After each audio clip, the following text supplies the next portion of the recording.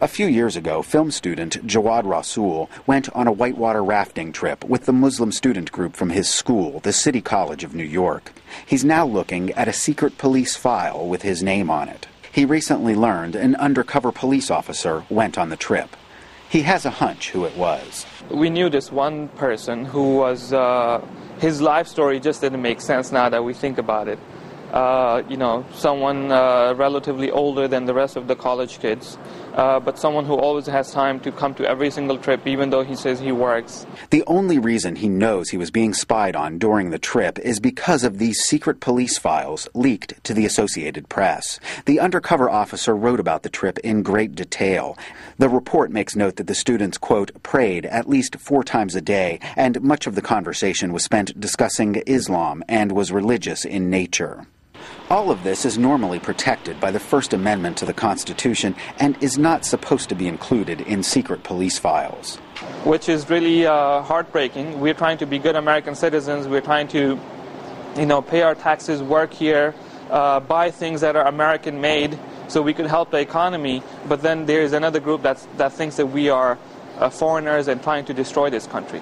These new documents show the potential overreaching by the NYPD in the decade following the 9/11 attacks, as detailed in a series of reports by the AP.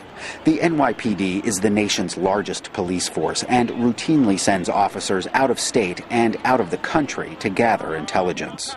These newly acquired documents show how the NYPD has surveilled Muslim student groups at Ivy League colleges like Yale and the University of Pennsylvania, and other schools like the State University of New York at Buffalo. NYPD Commissioner Ray Kelly says the department only follows legitimate leads about suspected criminal activity.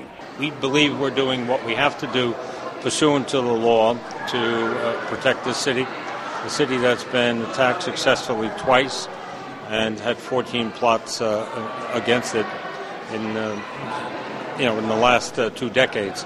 DONNA LIEBERMAN of the New York Civil Liberties Union says everyone should be worried about the lack of checks and balances on the NYPD. When the police department is free to put innocent people under surveillance by the hundreds of thousands, then number one, we don't know whether we're under surveillance for no reason at all.